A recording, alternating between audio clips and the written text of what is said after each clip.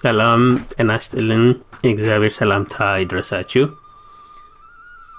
ዛሬ የማቀርበው በኢትዮጵያ ጽኑ መናወጥ ይሆናል የሚል ርዕስ ነው። አሁን በኢትዮጵያ ውስጥና ከኢትዮጵያ ውጭ ያለው የኦሮሞ እንቅስቃሴ የአሜሪካንና የምዕራብ አውሮፓን ውድቀት ያስከትላል። እንዴት ሊያስከትል ይችላል ብሎ መጠየቅ ተገቢ ነው። በኢትዮጵያ ጽኑ መናወጥ እንደሚኖር፣ በዚህም መናወጥ ምክንያት አሜሪካና የምዕራብ አውሮፓ ሀገሮች እንደሚወድቁ የተጻፈው በመጽሐፍ ቅዱስ ነው። መጽሐፍ ቅዱስ ይህን በተመለከተ ምን ብሎ እንደሚነግረን ከማየታችን በፊት ግን አንዳንድ የታሪክ ክስተቶችን እንወቅ። እስኪ እንተዋወቃቸው።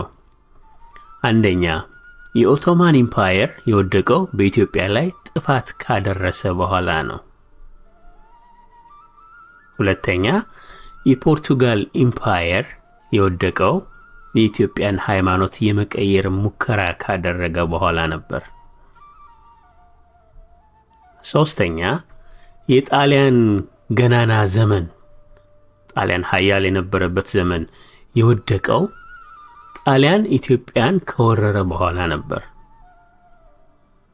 አራተኛ፣ የእንግሊዝ ኢምፓየር፣ በእንግሊዝ ኢምፓየር ፀሐይ አትጠልቅም እያሉ እንግሊዞች ራሳቸውን በጣም ከፍ ከፍ ያደርጉ ነበረ። የእንግሊዝ ኢምፓየር የወደቀችው ከፈረንሳይ ጋር በመተባበር በደባ ጣሊያን ቅኝ እንዲገዛት ኢትዮጵያን አሳልፋ ከሰጠች በኋላ ነው። አምስተኛ፣ የፈረንሳይ ኢምፓየር የወደቀው ከእንግሊዝ ጋር በመተባበር በደባ ጣሊያን ቅኝ እንዲገዛት ኢትዮጵያን አሳልፎ ከሰጠ በኋላ ነው። ስድስተኛ፣ የሁለተኛው የዓለም ጦርነት መንስኤ የኢትዮጵያ በጣሊያን እጅ መውደቅና ምዕራባውያን ከጣሊያን ጎን ተሰልፈው የኢትዮጵያን አቤቱታ ውድቅ በማድረጋቸው ምክንያት፣ ሂትለር ደግሞ ይሄን አየና አውሮፓን በወረራ ለመያዝ ተነሳሳ። ምዕራብ አውሮፓውያን በሊግ ኦፍ ኔሽንስ የጋራ ደህንነት ውላቸውን ለማፍረስ ኢትዮጵያን ሲክዱ ውላቸውን እንዲክዱ ያደረጋቸው ደካማነታቸው ነው ብሎ የኃይላቸውን ሚዛን ገመተ ሂትለር።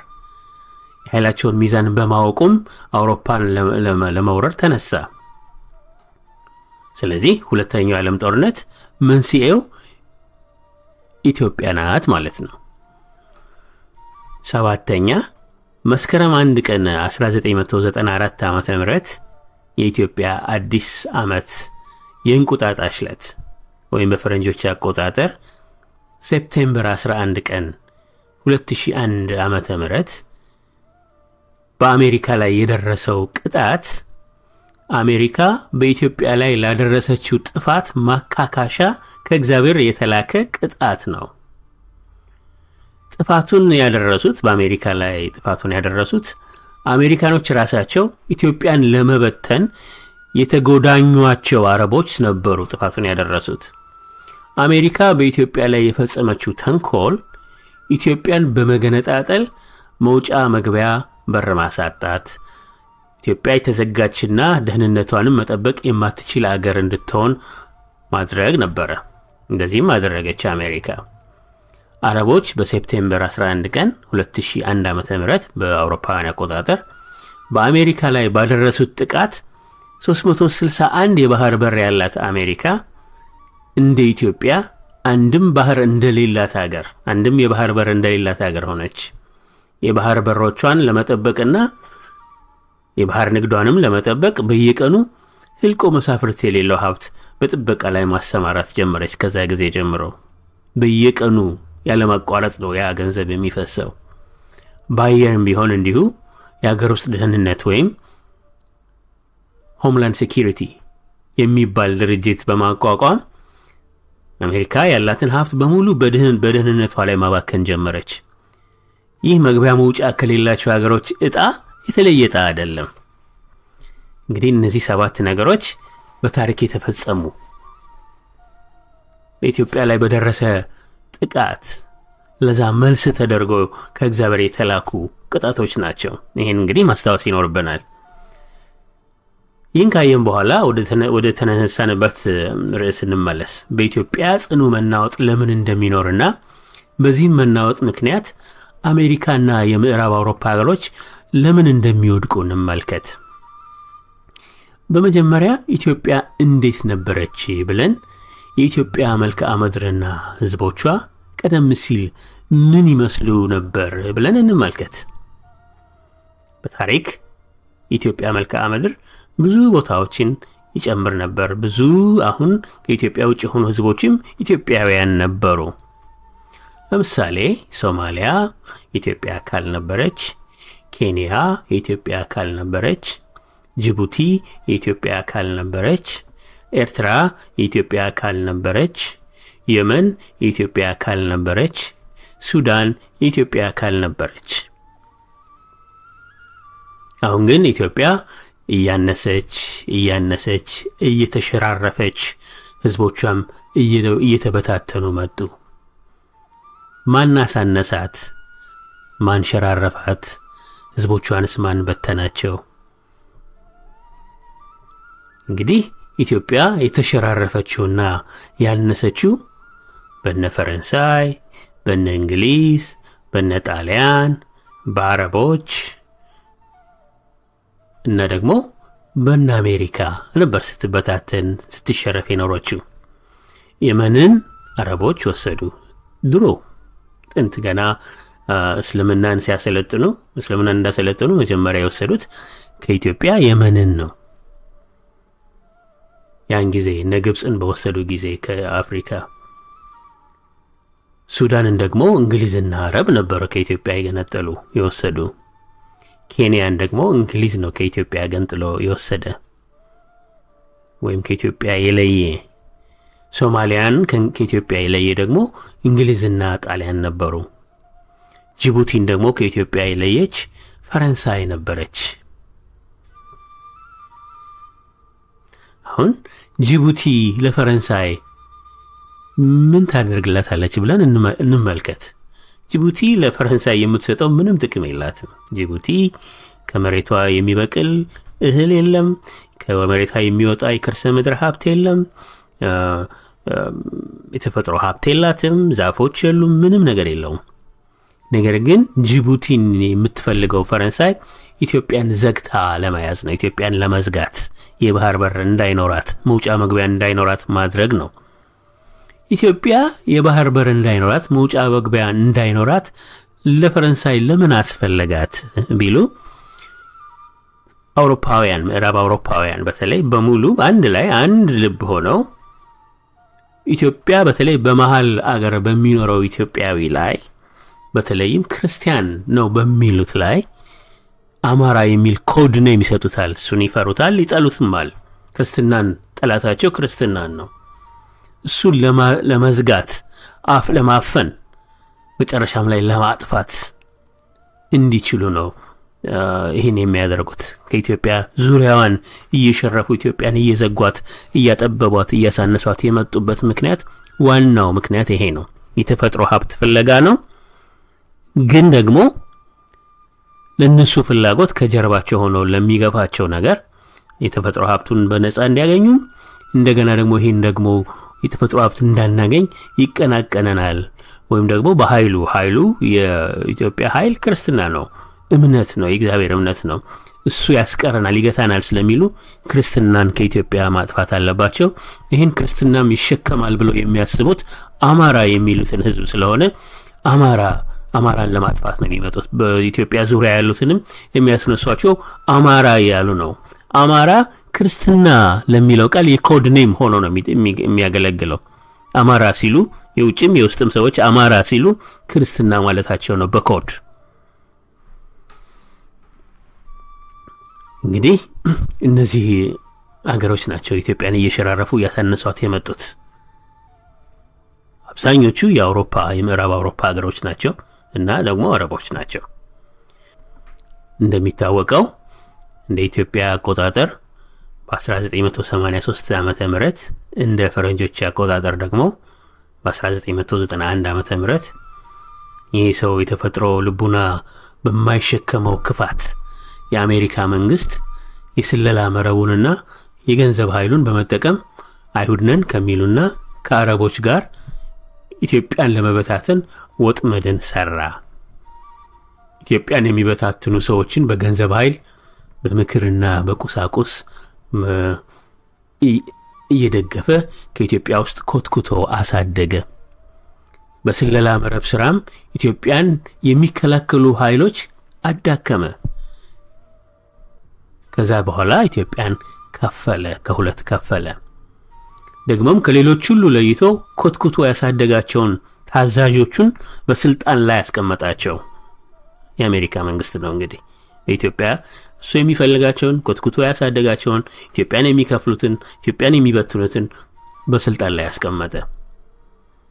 እንደሚታወቀው ሌሎች ብዙ ድርጅቶች ነበሩ ኢትዮጵያ ውስጥ። ኢትዮጵያ እንደዚህ እናደርጋለን፣ ኢትዮጵያ እንደዛ እናደርጋለን የሚሉ ከነዛ ሁሉ ለይቶ ኢትዮጵያን እንበትናለን፣ ኢትዮጵያን በቋንቋ እንከፋፍላለን እንደዚህ የሚሉትን ብቻ ለይቶ ከሌሎቹ አደራጅቶ ስልጣን ላይ ያስቀመጠ።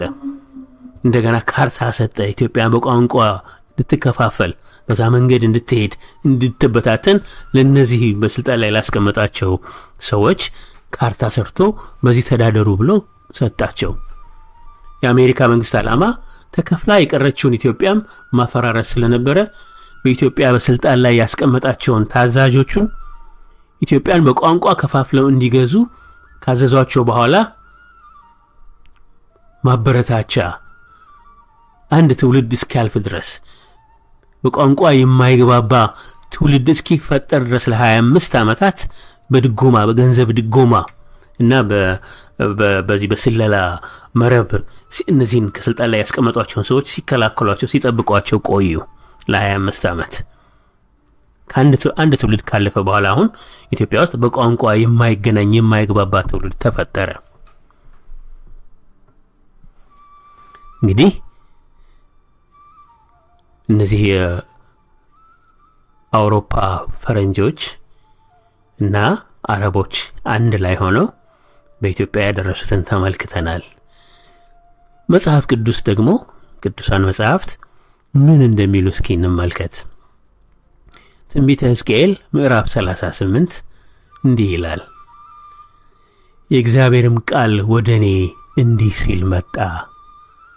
የሰው ልጅ ሆይ ፊትህን በጎግ ላይና በማጎግ ምድር ላይ በሞሳህና በቶቤል ዋነኛ አለቃ ላይ አቅናበት፣ ትንቢትም ተናገርበት፣ እንዲህም በል ጌታ እግዚአብሔር እንዲህ ይላል፣ የሞሳህና የቶቤል ዋነኛ አለቃ ጎግ ሆይ እነሆ እኔ ባንተ ላይ ነኝ፣ እመልስህም አለሁ፣ በመንጋጋህም ልጓም አገባብሃለሁ፣ አንተንና ሰራዊትህንም ሁሉ ፈረሶችንና ፈረሰኞችን የጦር ልብስ የለበሱትን ሁሉ ጋሻና ራስ ቁርን ሰይፍንም የያዙትን ሁሉ ታላቁን ወገን አወጣለሁ። ፋርስንና ኢትዮጵያን ፉጥንም ከእነርሱ ጋር ጋሻና የራስ ቁርን የለበሱትን ሁሉ ጋሜርንና ጭፍሮቹን ሁሉ በሰሜን ዳርቻም ያለውን የቴርጋማን ቤትና ጭፍሮቹን ሁሉ ብዙዎችንም ሕዝቦች ካንተ ጋር አወጣለሁ። አንተና ወደ አንተ የተሰበሰቡ ወገኖቹ ሁሉ ተዘጋጁ። አንተም ራስህን አዘጋጅተህ አለቃ ሁናቸው። ከብዙ ዘመንም በኋላ ትፈለጋለህ። በኋለኛውም ዘመን የዘላለም ባድማ በነበሩ በእስራኤል ተራሮች ላይ ከብዙ ሕዝብ ውስጥ ወደ ተሰበሰበች ከሰይፍ ወደ ተመለሰች ምድር ትገባለህ። እርሷም ከሕዝብ ውስጥ ወጥታለች፣ ሁሉም ሳይፈሩ ይቀመጡባታል። አንተም ትወጣለህ፣ እንዳውሎ ነፋስም ትመጣለህ። አንተና ጭፍሮችህ ሁሉ ካንተም ጋር ብዙ ሕዝብ ምድርን እንደ ደመና ትሸፍናላችሁ። ጌታ እግዚአብሔር እንዲህ ይላል፣ በዚያ ቀን ነገር ወደ ልብህ ይገባል፣ ክፉ ሐሳብንም ታስባለህ።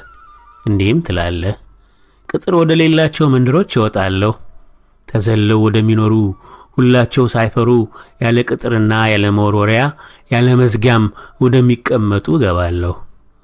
ምርኮን ትማርክ ዘንድ ብዝበዛንም ትበዘብዝ ዘንድ ባድማም በነበሩ አሁንም ሰዎች በሚኖሩባቸው ስፍራዎች ላይ ከአሕዛብም በተሰበሰበ ከብትና ዕቃም ባገኘ በምድር መካከል በተቀመጠ ሕዝብ ላይ እጅህን ትዘረጋ ዘንድ ሳባና ድዳን የተርሴስንም ነጋዴዎች መንደሮቿም ሁሉ ምርኮን ትማርክ ዘንድ መጥተሃልን?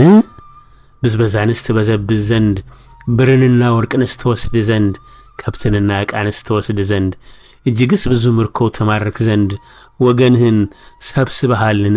ይሉሃል። አንተ የሰው ልጅ ሆይ ስለዚህ ትንቢት ተናገር፣ ጎግንም እንዲህ በለው፣ ጌታ እግዚአብሔር እንዲህ ይላል፣ በዚያ ቀን ሕዝቤ እስራኤል ሳይፈራ በተቀመጠ ጊዜ አንተ አታውቀውምን? አንተም ከአንተም ጋር ብዙ ሕዝብ ሁላቸው በፈረሶች ላይ የተቀመጡ ታላቅ ወገንና ብርቱ ሰራዊት ከሰሜን ዳርቻ ከስፍራችሁ ትመጣላችሁ። ምድርንም ትሸፍን ዘንድ እንደ ደመና በሕዝቤ በእስራኤል ላይ ትወጣለህ። በኋለኛው ዘመን ይሆናል። ጎግ ሆይ በዓይናቸው ፊት በተቀደስሁብህ ጊዜ አሕዛብ ያውቁኝ ዘንድ በምድሬ ላይ አመጣሃለሁ። ጌታ እግዚአብሔር እንዲህ ይላል፣ በእነርሱ ላይ እንደማመጣህ በዚያች ዘመን ብዙ ዓመት ትንቢት በተናገሩ በባሪያዎቼ በእስራኤል ነቢያቶች በቀደመው ዘመን ስለ እርሱ የተናገርሁ አንተ ነህን? በዚያም ዘመን ጎግ በእስራኤል ምድር ላይ በመጣ ጊዜ መቅሰፍቴ በመዓቴ ይመጣል ይላል ጌታ እግዚአብሔር። በቅንዓቴ በመዓቴ እሳት ተናግሬአለሁ። በእርግጥ በዚያ ቀን በእስራኤል ምድር ጽኑ መናወጥ ይሆናል። ከፊቴም የተነሳ የባህር ዓሣዎችና የሰማይ ወፎች የምድረ በዳም አራዊት በምድርም ላይ የሚንቀሳቀሱ ተንቀሳቃሾች ሁሉ በምድርም ላይ የሚኖሩ ሰዎች ሁሉ ይንቀጠቀጣሉ። ተራሮችም ይገለባበጣሉ፣ ገደላ ገደሎችም ይወድቃሉ፣ ቅጥርም ሁሉ ወደ ምድር ይወድቃል። በተራሮቼም ሁሉ በእርሱ ላይ ሰይፍን እጠራለሁ፣ የሰውም ሁሉ ሰይፍ በወንድሙ ላይ ይሆናል ይላል ጌታ እግዚአብሔር። በቸነፈርና በደም እፈርድበታለሁ፣ ዶፍም የበረዶ ድንጋይ እሳትና ድኝም በእርሱና በጭፍሮቹ ከእርሱም ጋር ባሉ በብዙ ሕዝብ ላይ አዘንባለሁ። ታላቅ እሆናለሁ፣ እቀደስማለሁ፣ በብዙ አሕዛብም ዓይን የታወቅሁ እሆናለሁ። እኔም እግዚአብሔር እንደሆንኩ ያውቃሉ ይላል ነቢዩ ሕዝቅኤል። እግዚአብሔር ቃል ነው ይሄ። እንደሚለው የሞሳህና የቶቤል ዋነኛ አለቃ ጎግ እስራኤልን ከቦ በውስጧ ያለውን ከብቶቿንም እህሎቿንም ብርንም ወርቅንም ሊወስድ ይመጣል። ወደ ሳባና ድዳን ይመጣል። ያን ጊዜ እኔ እግዚአብሔር እቀጣዋለሁ ጎግን። ጎግ ማለት የሞሳህና የቶቤል ዋነኛ አለቃ ነው ይላል። እንግዲህ የሞሳህና የቶቤል ዋነኛ አለቃ ጎግ ማን ነው ብለን ነው መመርመር ያለብን። እንደገናስ እስራኤል የተባሉት የሚኖሩበት እስራኤል የተባለው ሳባና ዲዳን እነማን ናቸው? ይህን ነው እንግዲህ ማወቅ ያለብን። የሞሳህና የቶቤል ዋነኛ አለቃ ጎግ ማን ነው? ጎግ ማጎግ ማን ነው? ሳባና ዲዳንስ ማን ናቸው? ይህን ካወቅን ማን ወደ የት እንደሚሄድ እንለያለን ማለት ነው። ኦሪት ዘፍጥረት ምዕራፍ 10 ቁጥር 2 የሞሳህና የቶቤል ዋነኛ አለቃ ጎግ ማን እንደሆነ ይነግረናል። እንዲህም ይላል፣ የያፌት ልጆች ጋሜር፣ ማጎግ፣ ማዴ፣ ያዋን፣ ይልሳ፣ ቶቤል፣ ሞሳህ፣ ቴራስ ናቸው። ይህ እንግዲህ ኦሪት ዘፍጥረት እንደሚነግረን እግዚአብሔር የያፌት ልጆች ናቸው። ማን? እነ ማጎግ፣ እነ ቶቤል፣ እነ ሞሳህ የያፌት ልጆች ናቸው ይለናል። የያፌት ልጆች ማን ናቸው? የያፌት ልጆች ማለት ምዕራብ አውሮፓውያን አሁን ነጮች ማለት ነው። በአውሮፓና በሰሜን አሜሪካ የሚኖሩ ነጮች የያፌት ልጆች ናቸው። ስለዚህ ጎግና ማጎግ እነማን ናቸው? ጎግና ማጎግ የያፌት ልጆች የአውሮፓና የሰሜን አሜሪካ ፈረንጆች ናቸው ማለት ነው። እንግዲህ እነዚህ ናቸው እስራኤል ወደ ተባለው ወደ ሳባና ድዳን የሚሄዱት እነዚህ ናቸው። የያፌት ልጆች የአውሮፓና የሰሜን አሜሪካ ፈረንጆች ናቸው። አሁን ሳባና ድዳን እነማን ናቸው? ጎግ ሊረግጣቸውና ሊበዘብዛቸው የመጣው እስራኤል የተባሉት ያሉበት ሳባና ድዳን እነማን ናቸው? ኦሪት ዘፍጥረት ምዕራፍ 10 ቁጥር 7 እንዲህ ይላል፣ የኩሽም ልጆች ሳባ፣ ኤውላጥ፣ ሰብታ፣ ራማ፣ ሰባቅታ ናቸው። የራማም ልጆች ሳባ፣ ድዳን በሴፕታልጂቱና በግዕዙ ደግሞ ረዳ ናቸው። እንግዲህ ምን ይለናል? ኦሪት ዘፍጥረት ምዕራፍ 10 ቁጥር 7 እስራኤል የተባሉት መጽሐፍ በሕዝቅኤል ላይ በትንቢተ ሕዝቅኤል ላይ ሳባና ድዳን መጣህን ከብትና እህልም ወርቅንም ብርንም ልትወስድ መጣህልን የሚሉት እስራኤል እንደዚህ ብለው የሚናገሩት ሳባና ድዳን የኩሽ ልጆች ናቸው ይላል መጽሐፍ ቅዱስ። አክሱም ማለት ላይ ደግሞ ተቀርጾ የሚገኘው የንጉሱ የኢዛና መልእክት በግዕዙ እንዲህ ይላል፣ ኢዛና ንጉሰ አክሱም ወሁመራ ወረዳ ወካሱ ወሳባ ወሰለሃኑ ወጸርድ ወህብስት ወበጌ ንጉሰ ነገስት ወለደ ለመሃራም ዘይት መውእ ለጸረ አጽራሮም ህዝበ በጌ ወፈንወነ አህወነ ዘእስንህ ወአድሃፈ የጸብአዎሞ ይላል። ኢዛና ንጉሰ አክሱም፣ ንጉሰ ሁመራ፣ ንጉሰ ረዳ፣ ንጉሰ ድዳን፣ ንጉሰ ኩሽ፣ ንጉሰ ሳባ፣ ንጉሰ ሰለሃኑ፣ ንጉሰ ጸርድ፣ ንጉሰ ህብስት፣ ንጉሰ በጌ ነው የሚለው። እንግዲህ እንደምናየው ሳባና ድዳን የኩሽ ልጆች እግዚአብሔር እስራኤል የሚላቸው የኢትዮጵያ ሰዎች ናቸው ማለት ነው። እስራኤልነታቸው በብሉይ የሴም የልጅ ልጅ የዮቅጣን ልጆች ከኩሽ ጋር ተጋብተው የተገኙበት ሆኖ ሳለ ዋናውና እስራኤል የሚያሰኛቸው ክርስቲያኖች መሆናቸው ነው። ስለዚህ መጽሐፍ በግልጽ እንደሚነግረን በመጨረሻ ቀን አውሮፓውያን በተለይ ምዕራብ አውሮፓውያን የያፌት ልጆች የሆኑት ፈረንጆች ከአውሮፓና ከሰሜን አሜሪካ ይመጣሉ። ኢትዮጵያውያንን ራሳቸውን መሳሪያ አድርገው ክርስቲያኖችን በኢትዮጵያ ሊያጠፉ ሊያከስሙ የኢትዮጵያንም የተፈጥሮ ሀብት ፈልገው ሊወስዱ ሊበዘብዙ ይመጣሉ በመጨረሻው ቀን። ያን ጊዜ ቁጣዬን በእነሱ ላይ አደርጋለሁ እነሱንም አጠፋለሁ ይላል እግዚአብሔር። አሁን ስለ ኢትዮጵያ ማንነት ለማታውቁ ወይም በሌላ ጊዜ እንነጋገራለን። ኢትዮጵያውያን የኩሽ ልጆች ናቸው። ከአረቦች ወረራ በፊት የመን የኢትዮጵያውያን የኩሽ ልጆች መኖሪያ ነበረች። የመን ከባህር ወደዚህ ደግሞ ያለችው ኢትዮጵያ፣ ከባህር ወደዛ ያለውም ኢትዮጵያ ነው፣ ከባህር ወደዚህ ያለውም ኢትዮጵያ ነው። ምክንያቱም የመኖች ኢትዮጵያውያን ነበሩ፣ ሁለቱም የኩሽ ልጆች ነበሩ። በዛ ዘመን ባቢሎን ሀገር ከሩቅ ሀገር ሰናዖር በሚባል ከሩቅ ቦታ ግንብ እንገነባለን ብለው የተነሱ ሰዎች ነበሩ። የባቢሎን ግንብ የሚባለው ታወር ኦፍ ባብል የሚባለውን እንገነባለን ብለው የተነሱ ሰዎች ነበሩ።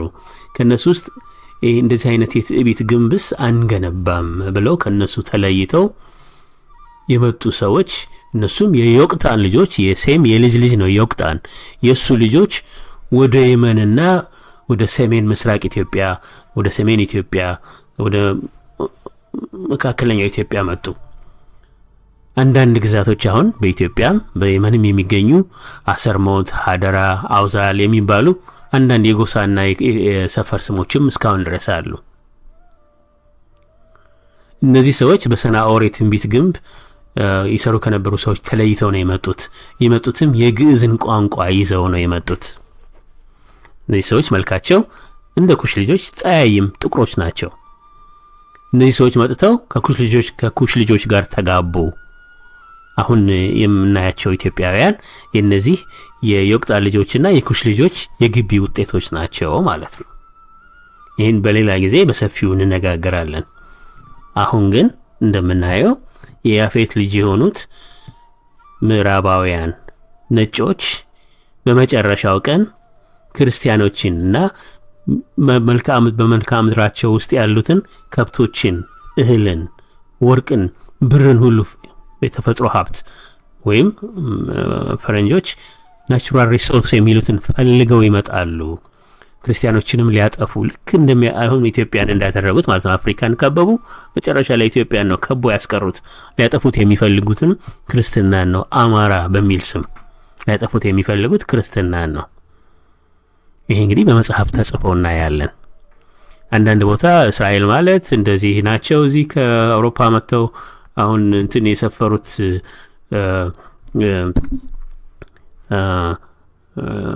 ጁዲያ ላይ የሰፈሩት ናቸው። አሁን ምዕራባውያን ናቸው። እነሱ የያፌት ልጆች ናቸው። አሁን እነሱ ናቸው እስራኤል። ያ ከንቱ ወሬ ነው።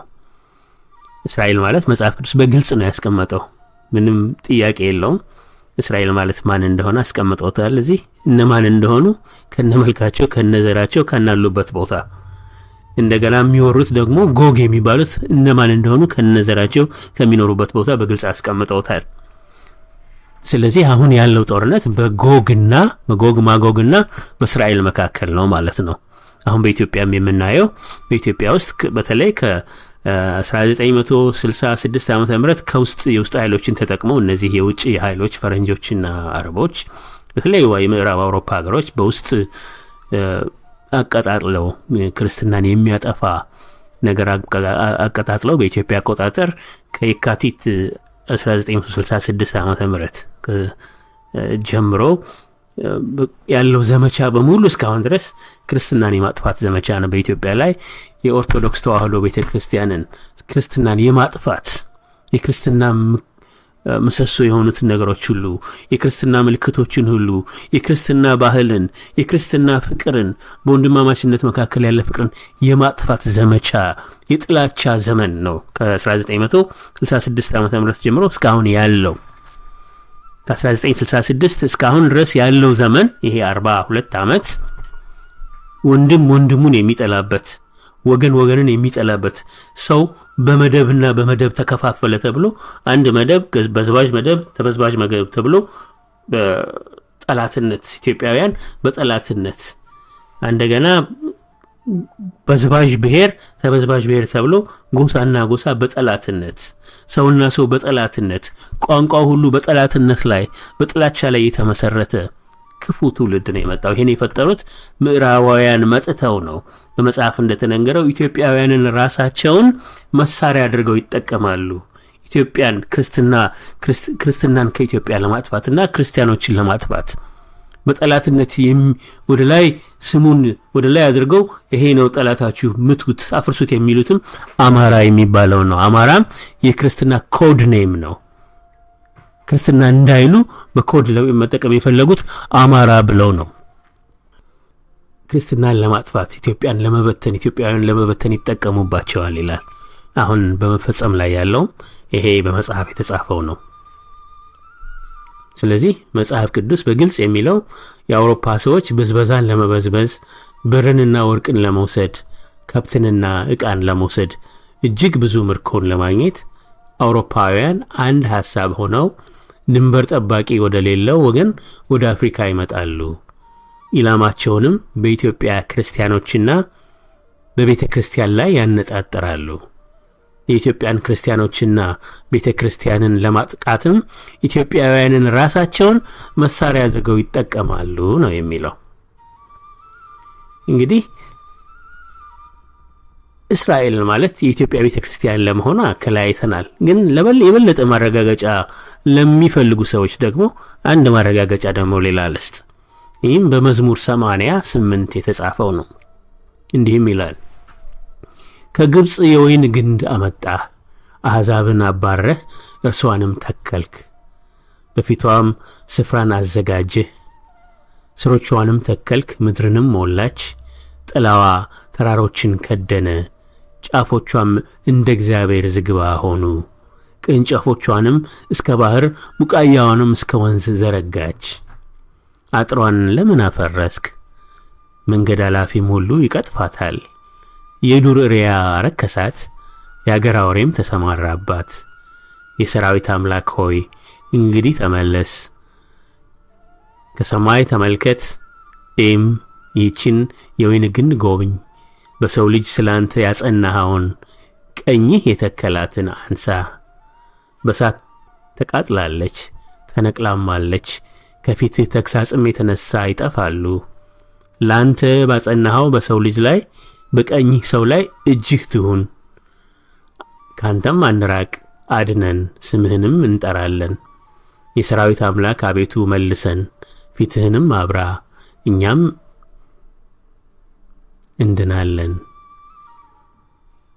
ይላል። እንግዲህ እንደምናየው የኢትዮጵያ ኦርቶዶክስ ተዋሕዶ ቤተክርስቲያን እስራኤል ለመሆኗ ምን ይላል እግዚአብሔር በመዝሙር 88 ላይ ቅዱስ ዳዊት እንደሚለው ከግብጽ የወይን ግንድን አመጣ እና ተከልካት እሷም አበበች ይላል። ከግብጽ የወይን ግንድን አመጣ አሕዛብን አባረህ እርሷንም ተከልክ የሚለው እንግዲህ አንዳንድ ሰዎች አይሁድን ነው ከዛ አውጥቶ በሲና በረሃ አድርጎ ጁዲያን የወረሱ እነሱ ናቸው፣ ስለዚህ ጁዲያ ስለሰፈሩ ነው ይላል። ይሄ ግን አይደለም። ምክንያቱም ምን ይላል? ቀኝህ የተከላትን ይላል። ቀኝህ ማለት ክርስቶስ ማለት ነው። በየትኛውም ቦታ ሲጻፍ በእግዚአብሔር በቀኙ በኩል ያለው ክርስቶስ ነው። ቀኙ የእግዚአብሔር ቀኙ ክርስቶስ ነው። በየትኛውም ቦታ መጽሐፍ ቅዱስ ላይ ያሉ ስንኞች በሙሉ ቀኝ የሚለው ክርስቶስን ነው። ክርስቶስ ደግሞ አይሁድን አይደለም የተከለው። ክርስቶስ የተከለው ቤተክርስቲያንን ነው። ከግብጽ መጥታ የተተከለች ቤተክርስቲያን አሁንም ያለች ዙሪያዋ አጥሯ የተፈረሰባት ኢትዮጵያ ብቻ ናት። ሌላ ቤተክርስቲያን የለም።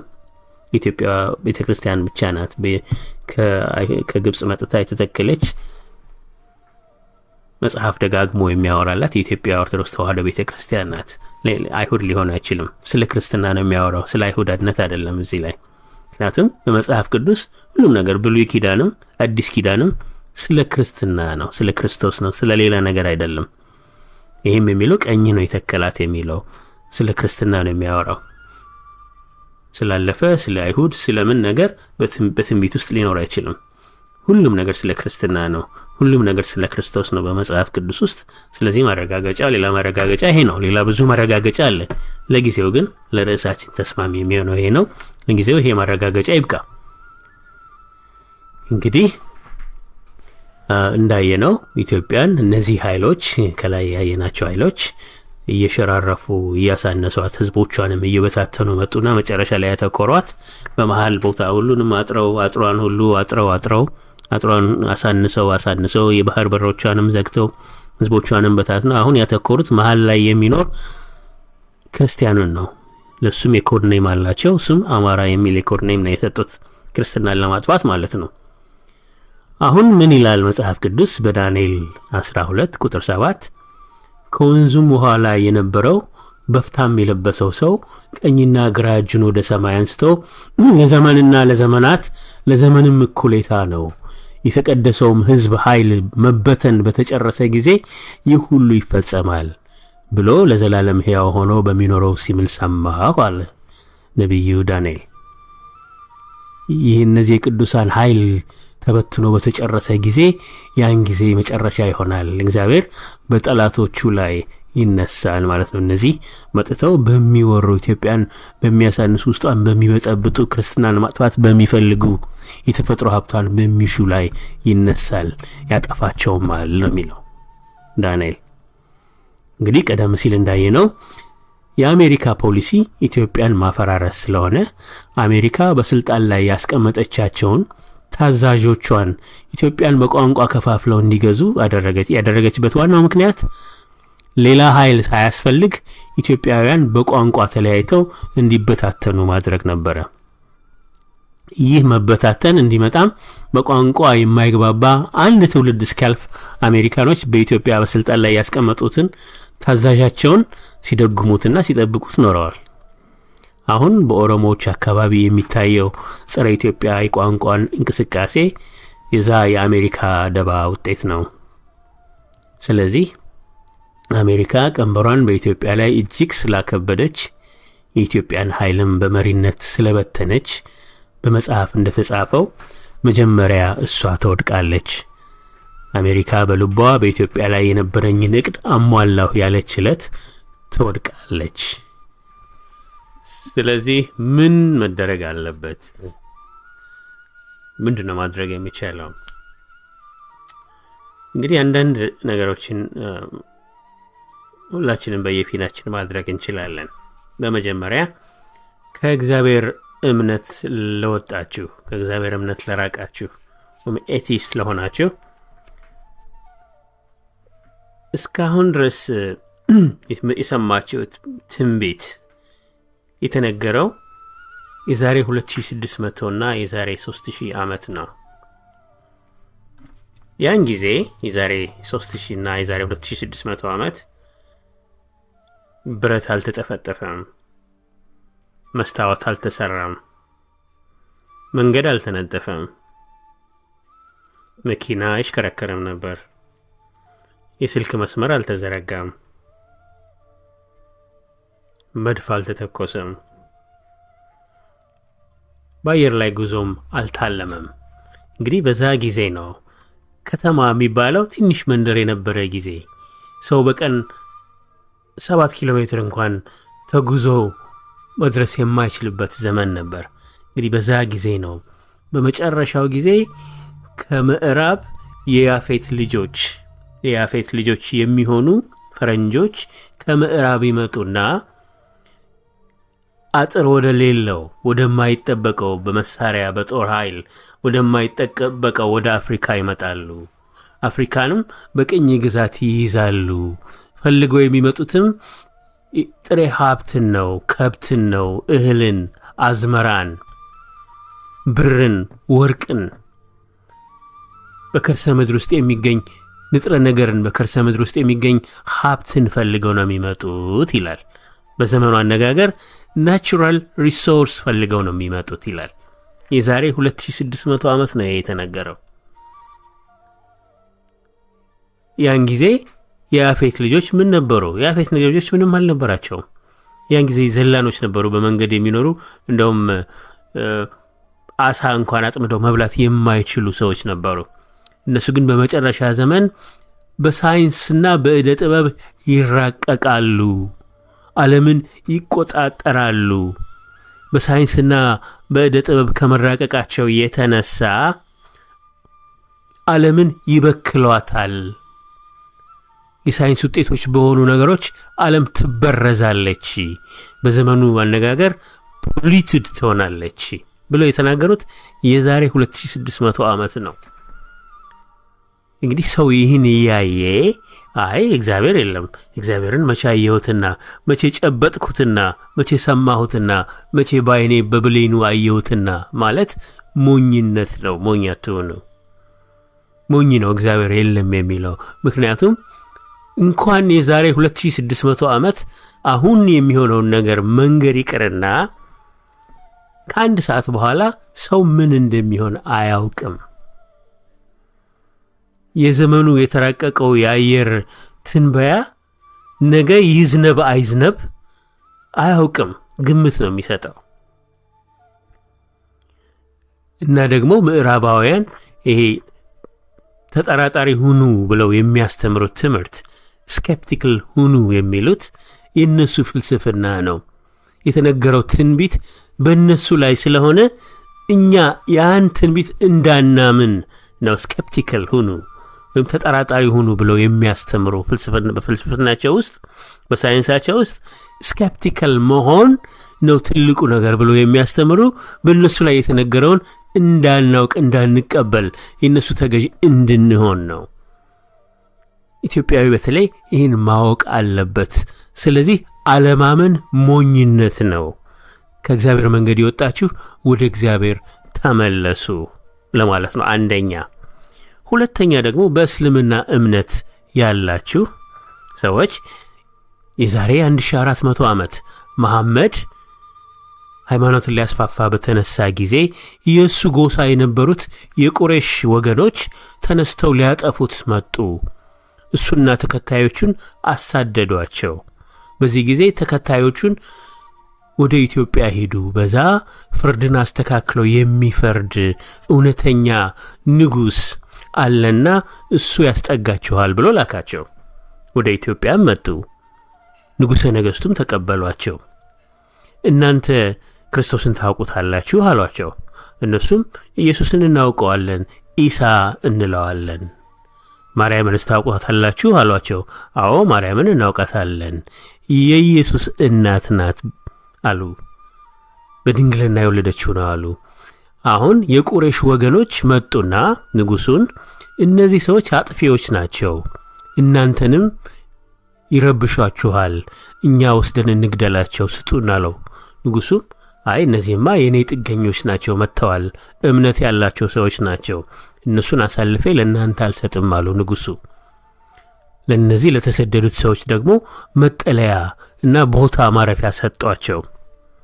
ከዚህ በኋላ በመሞት ላይ የነበረው እየሞተ የነበረው እስልምና አንሰራራ። መሐመድም ለተከታዮቹ ኢትዮጵያን አትንኩ አላቸው። ምክንያቱም እስልምናን እንዳይጠፋ ከሞት የመለሰችው ክርስቲያኗ ኢትዮጵያ በመሆኗ ነው። ክርስቲያኑ ንጉሥ ነው ያዳነው። ስለዚህ መስቀል የኢትዮጵያ ክርስትና ነው እስልምናን ያዳነው። ለዚህ ነው ኢትዮጵያን አትንኩ ያለው መሐመድ። ኢትዮጵያን አትንኩ ሲል ሌላ ምንም ነገር ሊሆን አይችልም። ምክንያቱም አረቦች መንገደኛዋን ሁሉ ይገሉ ነበር እንዴ?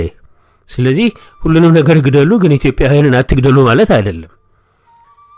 ኢትዮጵያን አትንኩ ማለት ክርስትናዋን አትንኩ ነው።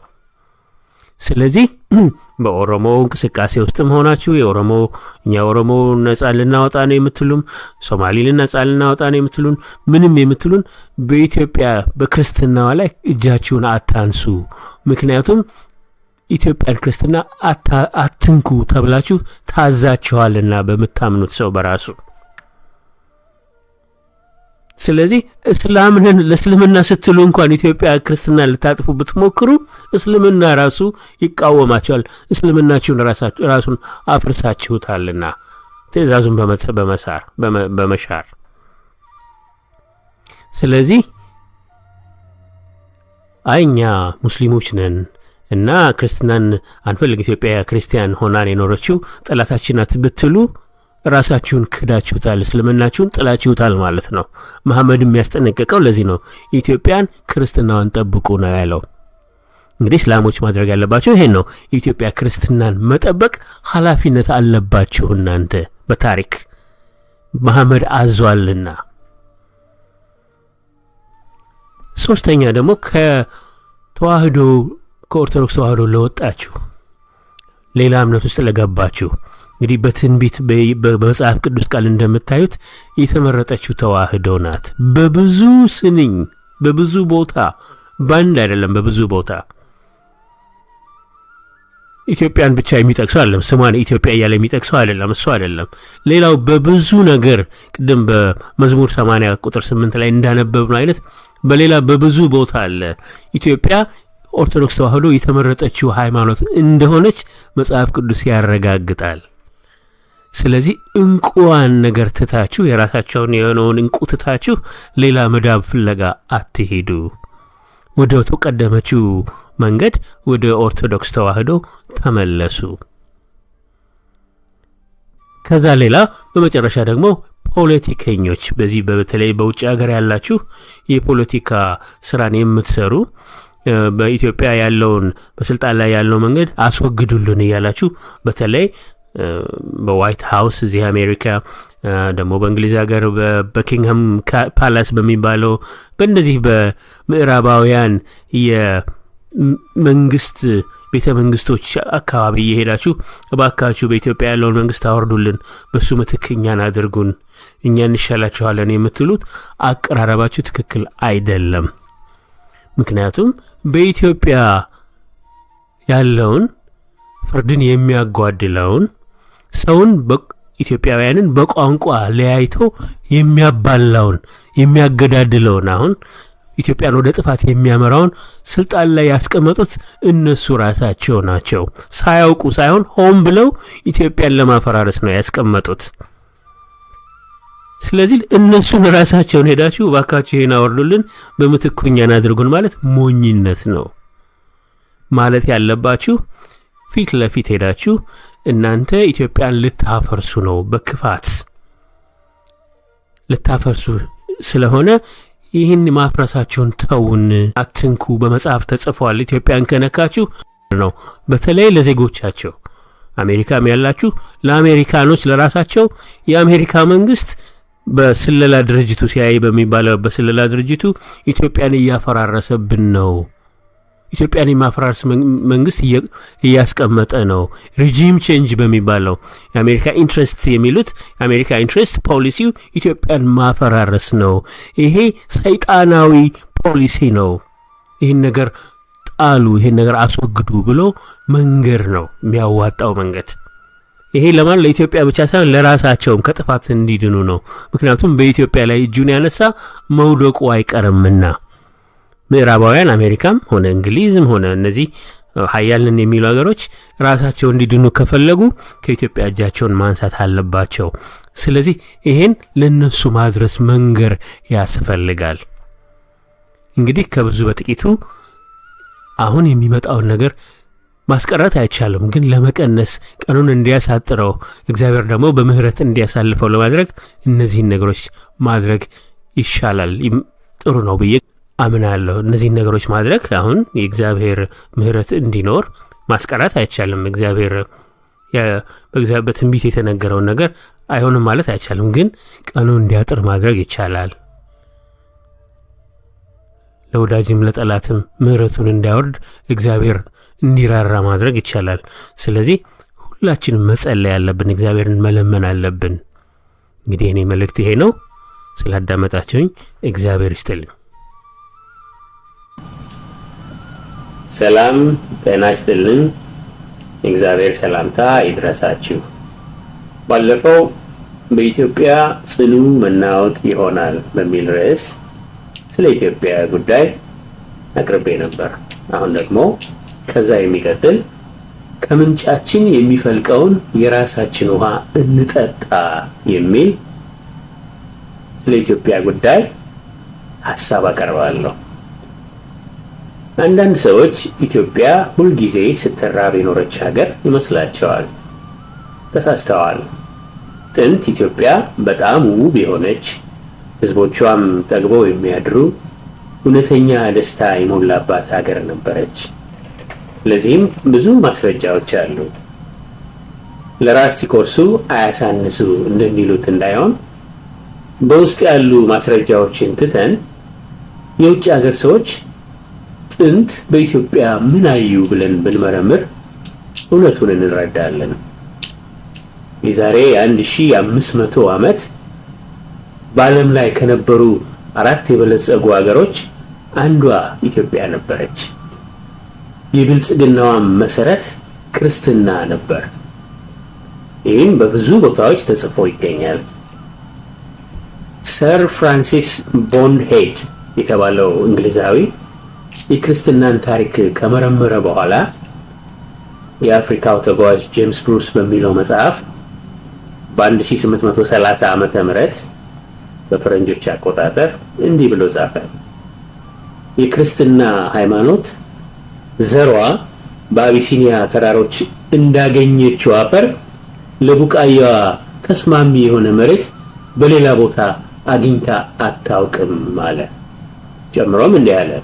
ክርስትና በኢትዮጵያ ስትተከል ጦርነት አልነበረባትም፣ ተቃዋሚ አልተጋረጠባትም፣ በደም መፋሰስ አልተዋረደችም፣ እውነትን ይዛ ቀረበች፣ ትህትናም ጌጧ ነበር።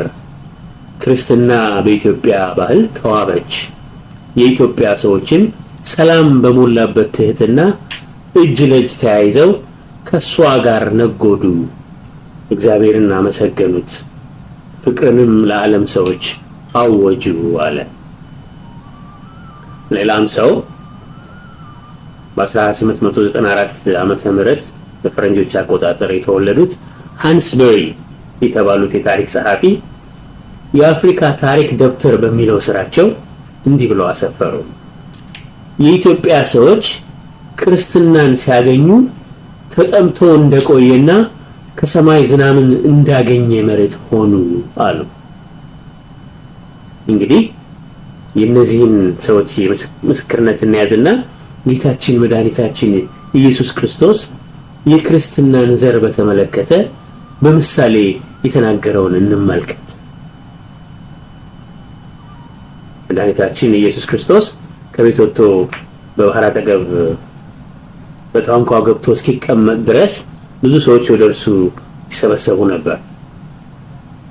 ሕዝቡም ተሰብስበው በወደቡ ቆመው ሳለ በምሳሌ ነገራቸው፣ እንዲህም አላቸው፣ እነሆ ዘሪ ሊዘራ ወጣ። እርሱም ሲዘራ አንዳንዱ በመንገድ ዳር ወደቀ፣ ወፎችም መጥተው በሉት። ሌላውም ብዙ መሬት በሌለበት በጭንጫ ላይ ወደቀ።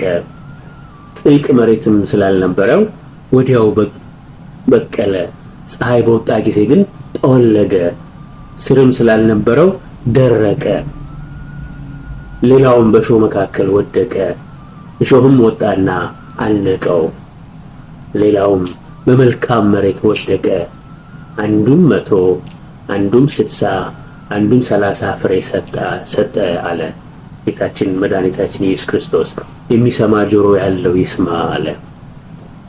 እነሆ ተመልከቱ እንግዲህ ዘር የተባለችው ክርስትና ወንጌል በዓለም በሙሉ ተዘርታለች። ኢየሱስ ክርስቶስ በምሳሌ የተናገረላት ተስማሚዋ አፈር ያላት ማን እንደሆነች ለዛ ቀደም ሲል የጠቀስናቸው የአውሮፓ ሰዎች ሳያውቁት ስለሷ ምስክርነት ሰጡ። እንግዲህ ተመልከቱ፣ ታሪኳን ልጆቿ እንዳያውቁት የኢትዮጵያ ታሪክ በምዕራባዊ ትምህርት በተለይ ከቅርብ ጊዜ ወዲህ ጠፍቷልና ብዙ ኢትዮጵያውያን ላያውቁ ይችላሉ እንጂ ኢትዮጵያ በመንግስት ድንጋጌና በቤተ ክህነት አዋጅ ለእግዚአብሔር የተሰጠች ሀገር ናት። የኢትዮጵያ በትረ መንግስት ለእግዚአብሔር ከተሰጠች 1680 ዓመት ሆናት። የኢትዮጵያ በትረ መንግስት ከእግዚአብሔር ከተነጠቀ 40 ዓመት ሆነው። ሰው ለእግዚአብሔር መባ የሰጠውን ወስዶ ከእግዚአብሔር ነጥቆ በሰላም ሊኖር አይችልም። አሁን በኢትዮጵያ የምናየው ውድቀት ምክንያቱ ይሄ ነው። ማንም ሰው ወይም ድርጅት ይሄን ረስቶ ለዲሞክራሲ ወይም ለእኩልነት ወይም ለጎሳ ወይም ለመገንጠል እያለ ቢደራጅ ቢዋጋ ወይም ቢፈላሰፍ ውጤቱ ውድቀት ብቻ ነው። ኢትዮጵያውያን ድልን ሊቀዳጁ የሚችሉት ለክርስትናቸው ብለው ሲነሱ ብቻ ነው። ሙስሊሞችም ሙስሊም ኢትዮጵያውያን ለመሐመድ የታዘዙት ኢትዮጵያን ክርስትናዋን እንዲጠብቁ ስለሆነ እነሱ ከክርስቲያኖች የተለየ ዕጣ የላቸውም። ከክርስቲያኖች ወንድሞቻቸው ጋር ሆነው የኢትዮጵያን ክርስትና የመጠበቅ ኃላፊነት አለባቸው። ቅዱስ መጽሐፍ ከጉድጓድህ ውሃ ከምንጭህም የሚፈልቀውን ውሃ ጠጣ ያለው ለኛ ለኢትዮጵያውያን ነው። የተጻፈልንን ሳናስተውል የባዕድ የሆነውን የውጭ እምነትና ፍልስፍና ሁሉ ስንጋት በመኖራችን በሱ ምክንያት እነሆ ታውከናል፣ ታምሰናል። ከውጭ የመጣው እምነትና ፍልስፍና በሙሉ ወንድሙን እንዲጠላ የሚያደርግ ነበር። ሁላችሁ ምስክር ናችሁ፣ ለዚህ እያያችሁ ነው። የእምነቶቹ ወይም የፍልስፍናዎቹ የመጀመሪያ እርምጃም ወንድምን ከወንድም በጥላቻ መለየት ነበር። ለምስክርነት የሚሆን ጊዜ አለን። በቅርቡ ያሳለፍናቸውን 40 ዓመታት ዞር ብለን እንቃኛቸው። ያለፉት 40 ዓመታት የጠብና የነገር ፍለጋ፣ የጠላትነትና የመጠላላት፣ የወንጀላና የመካሰስ፣ የመራራቅና የመነጣጠል አስተሳሰብ ወይም ፍልስፍና የነገሰባቸው ዓመታት ነበሩ። የዛሬ 40 ዓመት ገደማ በመጤዎቹ ፍልስፍናዎች የሰለጠኑት ምርኮኞች ከፊሉን የኢትዮጵያ ህብረተሰብ አድሃሪ፣ አቆርቋሽ፣ በዝባዥ፣ ወዘተ በማለት ኢትዮጵያውያንን በኢትዮጵያውያን ላይ በጠላትነት አሰለፉ። ቀጥሎም ሌሎች የውጭ ፍልስፍና ስልጡን ምርኮኞች በተራቸው ተነሱና ከ30 እስከ 40 በመቶ የሚሆነውን የኢትዮጵያ ሕዝብ ጨቋኝ ብሔር ብለው በጠላትነት መደቡት። አሁንም በተመሳሳይ የውጭ ፍልስፍናና ለጥፋት የሚያበረታታ የቁሳቁስ ድጋፍ ታግዘው የገንዘብም ድጋፍ ተደርጎላቸው ሌሎች የጥፋት ምርኮኞች በተራቸው በተለይ በውጭ ሰልጥነው ከ60 እስከ 70 በመቶ የሚሆነውን የኢትዮጵያ ሕዝብ በዘር ጠላትነት በመመደብ ኢትዮጵያን ጭራሽ እንበትናለን፣ ሕዝቦቿንም በጥላቻ በጦርነት ደም እናጋባለን እያሉ ሲፎክሩ እናያለን። እነሆ ባለፉት 40 ዓመታት የመጣንበት መንገድ የጥፋት መንገድ መሆኑን እያየን ነው። በመርዝ የተበከለ ሰው መርዙን ያስወግዳል እንጂ ስላልበቃኝ ነው ብሎ እንደገና ጨምሮ ቢጠጣው ይሞታል። ለዚህ ነው ከውጭ የመጣውን መርዝ ጥለን ከምንጫችን የሚፈልቀውን የራሳችን ውሃ መጠጣት ያለብን። ድሮ ኢትዮጵያ የራሷ የሆነ ሁሉም ነገር ነበራት። የራሷም የሆነ አስተዳደር ዘይቤ ነበራት። የሀገሪቷ ክፍሎችም ራስ ገዝ ሆነው ይኖሩ ነበር። ቱርክን ጨምሮ ከምዕራባውያን ጉብኝት በፊት የራሳቸውን የምዕራባውያንን ምስክርነት ልናገኝ እንችላለን ኢትዮጵያ ምን ትመስል እንደነበር። ለዚህም አንድ ማስረጃ እንጥቀስ። ማርኮ ፖሎ የተባለው ምዕራባዊ አሳሽ በ1280 ዓመተ ምህረት ከቬኑስ ተነስቶ በዓለም ተዘዋውሮ ባገኘው መረጃ ስለ ኢትዮጵያ ሚሊዮኑ በሚባለው መጽሐፍ ያሰፈረውን ምስክርነት ልንመለከት እንችላለን። ማርኮ ፖሎ እንዲህ አለ። ስለ አበሻ ሰዎች ይህን ልንገራችሁ። በአበሻ ሀገር የንጉሶች ንጉስ በመሃል ሀገር ይኖራል። በአገሪቷ 6 ንጉሶች አሉ። ከነዚህ ውስጥ 3ቱ ክርስቲያኖች ሲሆኑ 3ቱ ደግሞ በኤደን አቅራቢያ ያሉ ሙስሊሞች ናቸው። ሁሉም ንጉሶች በመሃል ሀገር ላለው አብይ ንጉስ ይገብራሉ። አበሾች የተትረፈረፈ ሰብል ያመርታሉ። ሩዝ፣ ስጋ፣ ወተት ይመገባሉ። የምግብ ዘይት ከሰሊጥ ይሰራሉ። ዝሆኖችን ከህንድ አስመጥተው ይገለገሉባቸዋል። የበረከቱ ቀጭኔዎች አሏቸው። አንበሶች፣ ግስላዎች፣ አዕዋፍና እንስሳት ሞልተዋል። ብዙ ፍየሎችም አሏቸው። ወፎቻቸው ከኛ ወፎች ይለያሉ። ዶሮዎቻቸው በዓለም ላይ ካሉ ዶሮዎች ሁሉ ያማሩ ናቸው። ግዝፈታቸው አህያ የሚያህል ሰጎኖችም አሏቸው። የሰው መልክ ያላቸው ዝንጀሮዎችና ጦጣዎች ይገኛሉ። በመካከለኛው ሀገራቸው ብዙ ወርቅ ይገኛል። ከጥጥ የሚያምሩ ልብሶችንና የመጽሐፍ መለበጃዎችን ይሰራሉ። ነጋዴዎች በነፃ ይንቀሳቀሳሉ፣ ብዙ ትርፍ ያገኛሉ። ስለ አበሾች ብዙ ልነግራችሁ የምሻው ነበረኝ፣ ነገር ግን አሁን ወደ ኤደን ጠቅላይ ግዛት መሄድ አለብኝ ብሎ ማርኮ ፖሎ መሰከረ። በ1280 ዓመተ ምህረት ድሮ እንግዲህ ድሮ ኢትዮጵያ በውጭ ሀገር ሰዎች እይታ ይህን ትመስል ነበር። ከጊዜ በኋላ ግን የተውሶ ነገር ሳያስፈልጋት አእምሮ በጎደላቸው አንዳንድ ብላቴኖቿ አማካይነት ከውጭ የመጡ የተውሶ ስርዓቶችን ወስዳ የራሷን እንቁን ጣለችው። የሰው ወርቅ አያደምቅምና የተውሶ ጌጣጌጦቹ አላማሩባትም። እንዲያውም የውስጥ ደዌ ሆኑባት። አሁን ከሞት አፋፍ ላይ አድርሰዋታል። ወደ ጤንነቷ እንድትመለስ ወደ ራሷ ወደ ማንነቷ ወደ ተሰጣት ጸጋ መመለስ አለባት። ኢትዮጵያ ወደ ማንነቷ እንዴት ነው የምትመለሰው ብለን እናስብ። ከዛ በፊት ግን በላያችን ላይ የተጫኑ እስካሁን ገና ያልተረዳናቸው አንዳንድ ክስተቶችን እስኪ እንወቃቸው፣ እስኪ እንተዋወቃቸው።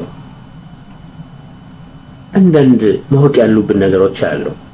ለምሳሌ አሁን የምንኖረው የምዕራባውያን ሴኩላር እምነት ወይም ሴኩላር አስተዳደር በግድ በላያችን ላይ ተጭኖ ነው።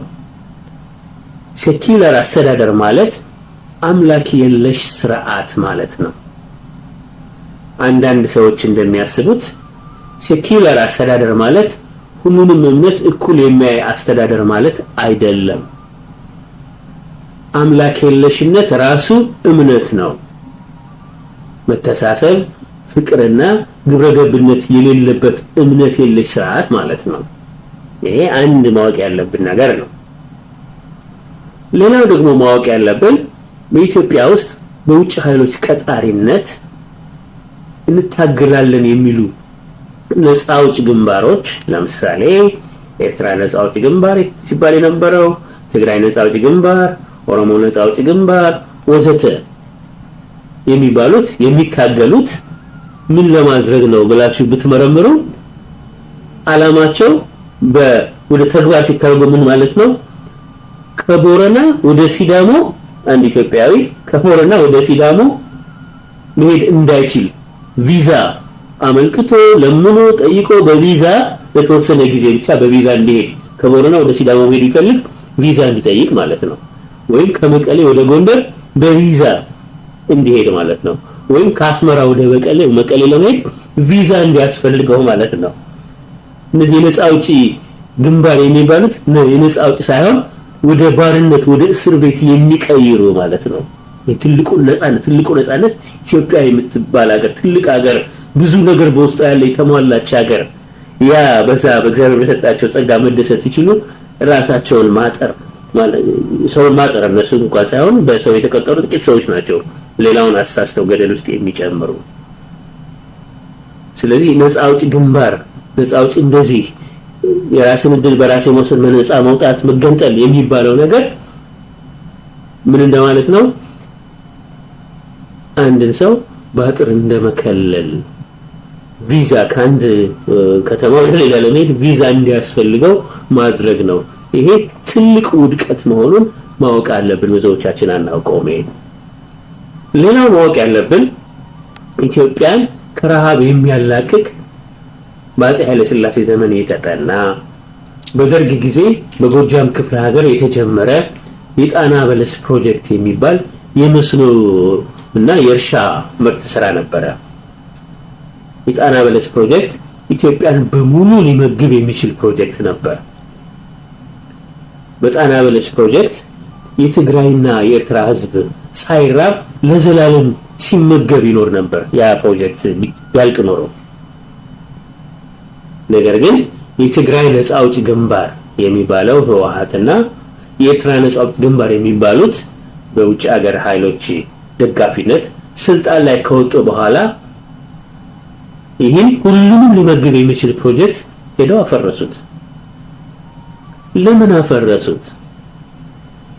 ያፈረሱት በአሜሪካ በግብጽ እና አይሁድን በሚሉት ስለታዘዙ ነው ያፈረሱት። እንግዲህ ይሄ የሚያሳየው ምንድነው? እነዚህ ድርጅቶች በውጭ ኃይሎች ተቀጥረው የውጭ ሀገር ሰዎችን ጥቅም ለማስጠበቅ ብቻ የመጡ ድርጅቶች መሆናቸውን ነው የሚያሳየው ይሄ። ሌላው ደግሞ ማወቅ ያለብን ህወሓት የሚባለው የህዝባዊ ወያነ ሓርነት ትግራይ የሚባለው በውጭ ሀገር ኃይሎች ተቀጥሮ ስልጣን ላይ የወጣ ድርጅት ለመሆኑ ሌላው ማረጋገጫ በፈረንጆች የተነደፈ ካርታ ይዞ ኢትዮጵያን በቋንቋ መከፋፈሉ ነው። በውጭ ኃይሎች መቀጠሩን በጣም ግልጽ የሚያደርገው የህወሓት የቋንቋ ክፍፍል እንደጸና ኢትዮጵያን በቋንቋ የከፋፈለበት ስርዓት እንደጸና ህወሓት ከስልጣን ቢወገድ የትግራይ ህዝብ አገር አይኖረውም። በቋንቋ ክፍፍል ከትግራይ የበለጠ የሚጎዳ የለም። የኋላ ለጊዜው አሁን ህወሓት ስልጣን ላይ ስላለ ላይታይ ይችላል እያንዳንዱ ሰው። ይሄ ህወሓት የሚባል ስልጣን ከወጣ ግን የትግራይን ህዝብ መቃብር ውስጥ ጨምሮት ነው የሄደው። ኢትዮጵያውያን በሙሉ ይህን ማወቅ አለባቸው። በአሁኑ ሰዓት ሂሳብ ሲወራረድ በቋንቋ ተከፋፍለን መኖር አለብን የሚሉት የህወሓት መሪዎች፣ እንደገና ደግሞ የኦሮሞ ነፃ አውጪ ነን የሚሉ መሪዎች፣ እነዚህ ሁሉም ከውጭ ሀገር ሰዎች ጋር ግንኙነት ያላቸው በውጭ የተያዙ በውጭ ኃይል በውጭ እጅ የተያዙ ሰዎች ናቸው። ከነዚህ ውጪ ከ70 ሚሊዮን በላይ የሚሆነው የኢትዮጵያ ህዝብ ይህን ስርዓት አይፈልግም። እስር ቤት ነው። ቀረብ ብላችሁ ጠይቁ፣ የምታገኙት መልስ ይሄን ነው። ሌላው የውጭ ሀገር ሰዎች በተለይ ከኢትዮጵያ ማንኛውንም የተፈጥሮ ሀብት ሲገዙ የሚገዙት በነፃ ነው። የእነሱን ወረቀት አትመው ለኢትዮጵያ ይሰጣሉ። ያብትሙና ዶላር ነው ብለው ይሰጣሉ። ኢትዮጵያ ወረቀቱን ታቅፋ እንቁዋን ትሰጣለች። ይሄን ሌላ ጊዜ በሰፊው እንነጋገርበታለን። ዶላር ካገኘች በዶላር ኢትዮጵያ ብዙ ነገር ትገዛለች የሚባል ነገር አለ። ውስጡ ብዙ ነገር አለው። ትልቅ ውድቀት ነው ለኢትዮጵያ። ነገር ግን ኢትዮጵያ ምርቷን ለዓለም ገበያ ስታቀርብ ምርቷን የምትሸጥበትን ዋጋ እሷ እንደማትወስን ማወቅ አለባቸው። አንድ ሰው ምርት ያመርትና ምርቱን ወደ ገበያ ይዞ ሲወጣ በዚህ ያህል ነው የሚሸጠው ብሎ መናገር ያለበት ራሱ ምርቱን ያመረተው ሻጩ ነው እንጂ ዋጋውን የሚወስነው ገዢው አይደለም። ነገር ግን አሁን በዓለም ያለው ነገር እንደዚህ አይደለም። ኢትዮጵያ የምታመርተው ምርት ወደ ዓለም ገበያ ሲወጣ ዋጋውን የሚወስነው ዋሽንግተን ኮንሰንሰስ የሚባለው ነው የሚወስነው። የምርቷን መሸጫ ዋጋ የሚወስኑት ገዢዎቹ ራሳቸው ስለሆኑ ኢትዮጵያ አሁን ባለው አስተዳደር በፍጹም ራሷን መግባ ልትኖር የምትችል ሀገር አይደለችም፣ አትሆንም በፍጹም። አሁን በዚህ መንገድ ከተሄደ አሁን ነፃ ገበያ በሚባለው በአውሮፓውያን አቆጣጠር ከ2002 ዓመተ ምህረት ጀምሮ ብዙ መንገዶችና ህንጻዎች በኢትዮጵያ ሲሰሩ እናያለን። የንግድ እንቅስቃሴም ይታያል በኢትዮጵያ። እንደዚህ የሆነበት ምክንያት በአውሮፓውያን አቆጣጠር ሴፕቴምበር 11 ቀን 2001 ዓመተ ምህረት ኢትዮጵያ አዲስ ዓመት ዕለት በአሜሪካ ላይ በደረሰው የሽብር ጥቃት ምክንያት የኢትዮጵያ መንግስት በሶማሊያ አልሻባብ በሚባለው ቡድን እንዲቆጣጠርላቸው አሜሪካኖች አጋር ስላደረጉት በኢትዮጵያ ላይ የተጫነውን የዋሽንግተን ኮንሰንሰስ የምጣኔ ሀብት ቀንበር ለጊዜው ቀለል ስላደረጉት ነው ይሄን የምናየው። ይህ መጠነኛ የቀንበር መላላት ጊዜያዊ እንጂ ዘላቂ አይደለም። የባዕድ ሀገር መንግስታት በኢትዮጵያ የራሳቸውን ሰው በስልጣን እንዲያስቀምጡ የሚያስችላቸው በኢትዮጵያም አሁን የምናያቸው ድህነት፣ ስርቆት፣ ሙስና፣ ሀገርን መክዳት ሁሉ ምንጫቸው የውጭ ሀገር ሰዎች የኢትዮጵያን የምጣኔ ሀብት በርቀት ለመቆጣጠር መቻላቸው ነው። የውጭ ኢንቨስትመንት የሚባለው ደግሞ ብዙዎችን ያታለላል። ይሄ ሐሳቡ የውጭ ኢንቨስትመንት ማለት ኢትዮጵያውያን የራሳቸው መሬት እንዳይኖራቸውና የምርታቸው ውጤት ተጠቃሚ እንዳይሆኑ ማድረግ ማለት ነው። ብዙ ሰው ኢንቨስትመንት እንዲኖር እንደዚህ ይላል። ውስጡን መመርመር ያስፈልጋል። ሌላ ጊዜ ግን በሰፊው እንነጋገራለን። ይሄ እንግዲህ እነዚህ ቀንበሮች በኢትዮጵያ ላይ አሉ። አሁን ከነዚህ ቀንበሮች እንዴት ነው የምንላቀቀው? ከነዚህ ቀንበሮች ለመዳን አገራችን ኢትዮጵያ ስርቆትና ሌብነት ከሃዲነትን የሌለባት ፍትህ ያለባት እንድትሆንና ሁሉም በእግዚአብሔር ፍቅርና መተሳሰብ እንዲኖር ወደ ራሳችን ወደ ማንነታችን ወደ ድሮ ማንነታችን መመለስ አለብን። እስኪ እንግዲህ ድሮ ከነበረን ውስጥ ወደ ድሮ እንመለስና ጥሩ ያልሆነውን ትተን የሚስማማውን ይዘን የድሮውን እንቃኘውና ከውጪ ከተዋስነው ስርዓት ጋር እናወዳድረው።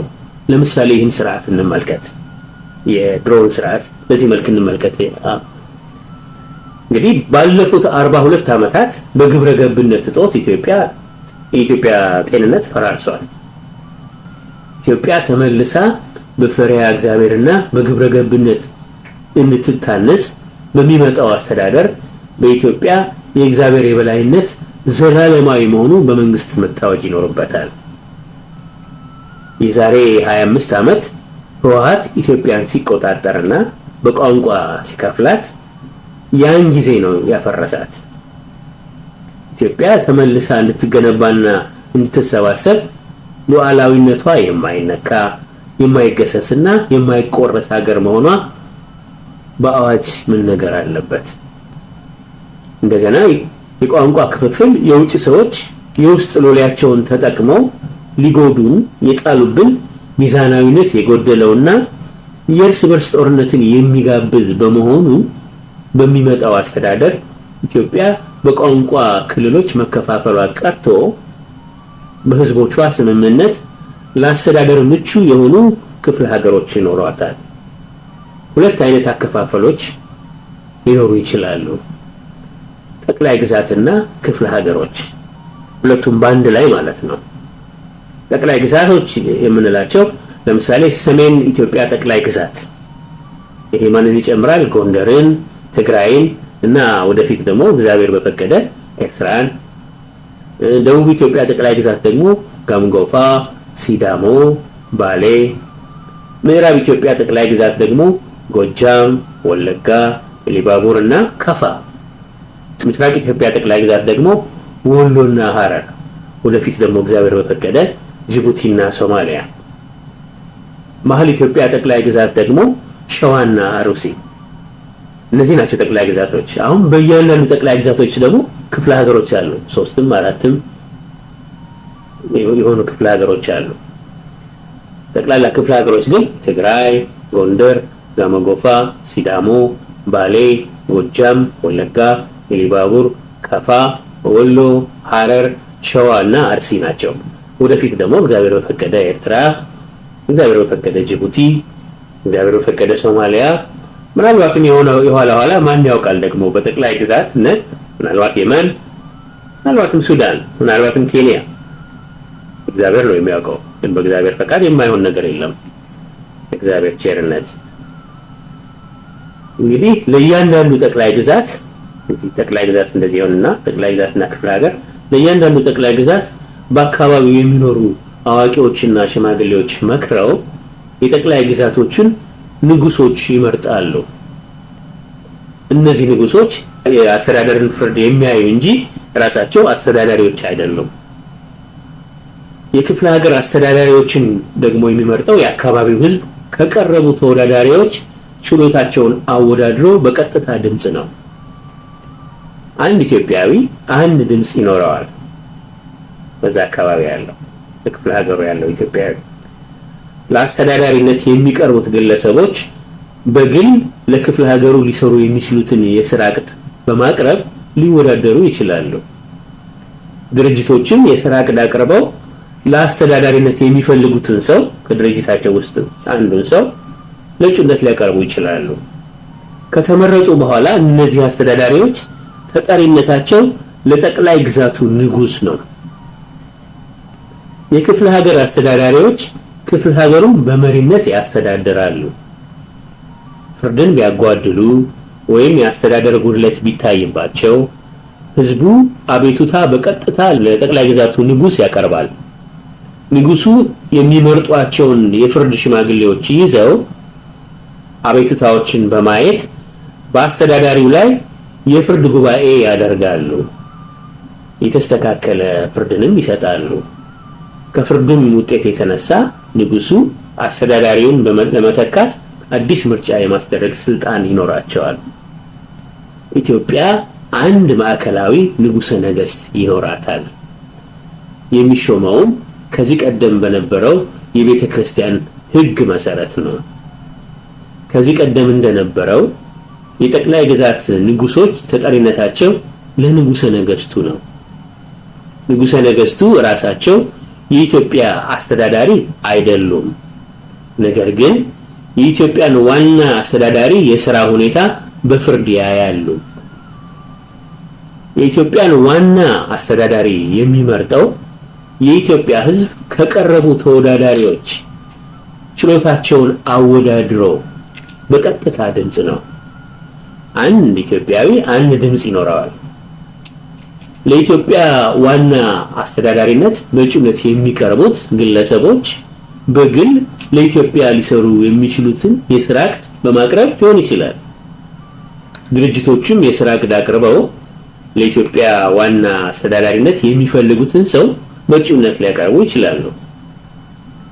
ከክፍለ ሀገር አስተዳዳሪዎችም የክፍለ ሀገር አስተዳደር የሥራ ውጤታቸውን በማሳየት ለኢትዮጵያ ዋና አስተዳዳሪነት በእጩነት ሊቀርቡ ይችላሉ። የኢትዮጵያ ዋና አስተዳዳሪ በኢትዮጵያ ሕዝብ ከተመረጠ በኋላ ተጠሪነቱ ለኢትዮጵያ ንጉሠ ነገሥት ነው። የኢትዮጵያ ዋና አስተዳዳሪ ስራው ኢትዮጵያን በጠቅላላ ማስተዳደር ነው። ፍርድን ቢያጓድል ወይም የአስተዳደር ጉድለት ቢታይበት ሕዝብ በቀጥታ ለንጉሠ ነገሥቱ አቤቱታ ያቀርባል። ንጉሠ ነገሥቱ የጠቅላይ ግዛቶችን ንጉሶች ሰብስበው አቤቱታዎችን በማየት በኢትዮጵያ ዋና አስተዳዳሪ ላይ የፍርድ ጉባኤ ያደርጋሉ። የተስተካከለ ፍርድንም ይሰጣሉ። ከፍርዱም ውጤት የተነሳ ንጉሠ ነገሥቱ የኢትዮጵያን ዋና አስተዳዳሪ የሚተካ አዲስ ምርጫ የማስደረግ ስልጣን አላቸው። በኢትዮጵያ ማናቸውንም የመንግስት ስራ ለማስኬድና ኢትዮጵያን ለማሳደግ ስራ የሚፈጽሙ መስሪያ ቤቶችን የሚያቋቁምና የመስሪያ ቤት ባለስልጣኖችን የሚሾም በህዝብ በቀጥታ የተመረጠው የኢትዮጵያ ዋና አስተዳዳሪ ነው። የክፍለ ሀገርም ሆነ የኢትዮጵያ አስተዳዳሪ የሥራ ዘመን በእንከን ካልተወገደ በቀር 7 ዓመት ይሆናል። እንደገና ለሌላ 7 ዓመት አስተዳዳሪነት ሊወዳደር ይችላል። አንድ አስተዳዳሪ ከ14 ዓመት በላይ ሊያስተዳድር አይችልም። የኢትዮጵያ የጦር ሰራዊት የበላይ አዛዥ ንጉሠ ነገሥቱ ይሆናሉ። ኢትዮጵያዊ የሆነው ሁሉ ኢትዮጵያዊ ካልሆነው ቅድሚያ ይኖረዋል። ቋንቋም ቢሆን ከውጭ ሀገር ቋንቋ አስቀድሞ አንድ ኢትዮጵያዊ አማርኛ፣ ኦሮምኛ፣ ትግርኛ፣ ሶማሊኛ ወይም ሌላ ኢትዮጵያዊ ቋንቋ በድምሩ 3 ወይም 4 የኢትዮጵያ ቋንቋዎች መጀመሪያ መማር አለበት። ምርጡ መጀመሪያ ለኢትዮጵያውያን ይሆናል። በምንም መንገድ ምርጥ የሆነው የምርት ውጤት መጀመሪያ ኢትዮጵያውያንን ሳያጠግብ ለውጭ ሰዎች አይሰጥም። የትኛው ምርት የሚመረተው የኢትዮጵያን የተፈጥሮ ውበቷንና ጸጋዋን ሳያዛባ ይሆናል። የተፈጥሮ ልምላሜ የኢትዮጵያ አብይ መርህ ይሆናል። ኢትዮጵያ በየክፍለ ሀገሩ ለተለያየ ስራ አንዳንድ ዋና ከተሞች ሊኖሯት ይችላሉ። ለምሳሌ የኢትዮጵያ የንግድ ዋና ከተማ ለምሳሌ ሶማሊያ አካባቢ ሊሆን ይችላል። አንዱ አካባቢ የሐረር አካባቢ ሊሆን ይችላል። አንድ ከተማ የውሃ ዋና ከተማ ገንጎፋ ውስጥ ሊሆን ይችላል። አርባ ምንጭ ሊሆን ይችላል። ወይ ሌላ ከተማ የምግብ ዋና ከተማ አንድ ከተማ ሆሳዕና ሊሆን ይችላል። ወይ አንድ ከተማ የታሪክ ዋና ከተማ፣ የልምላሜ ዋና ከተማ ወዘተ አንዱ በአንዱ ክፍለ ሀገር ሌላው በሌላው ክፍለ ሀገር ሊኖሩ ይችላሉ። ሁሉም ሚዛናዊ እንዲሆን የትኛው በየት መሆን እንዳለበት በአዋቂዎቿ በሕዝብ ምክር ይወሰናል። እንግዲህ ከላይ ባሉት የኢትዮጵያ የራሷ የሆኑ መሰረቶች ላይ የኢትዮጵያ ሕዝብ በያለበት ዘክሮና መክሮ የጥንቱ የራሷ የሆነው ስርዓት በአዲስ መልክ በኢትዮጵያ ቢጀመር እኛ እናውቅልሃለን የሚሉ ድርጅቶች መሪውን አይመርጡለትም። መሪውን የሚመርጠው የኢትዮጵያ ሕዝብ በቀጥታ ራሱ ነው። በአዲሱ አስተዳደር ስልጣን የያዘ ቡድን ወይም ሰው በቀጥታና በተዘዋዋሪ መንገድ እያወናበደ ራሱን ለዘላለም ሲያስመርጥ አይኖርም።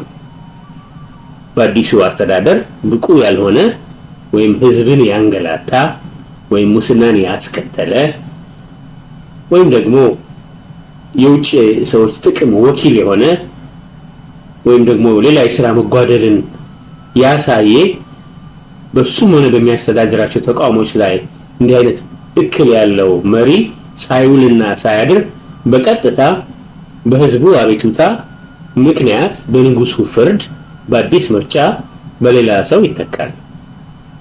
በአዲሱ በዚህ ስርዓት አንድ ኢትዮጵያዊ ከሌላው ኢትዮጵያዊ እኩል ነው። እንግዲህ ይህን አወዳድሮት ባለፉት 40 ዓመታት ካያችሁት የተውሶ ስርዓት ጋር አወዳድሮት። የራሳችን እንቁ ያደምቀናል። ከውጭ የተዋስነው ግን እነሆ ሊበታትነን ከጥፋት አፋፍ ላይ ያደርሰውናል።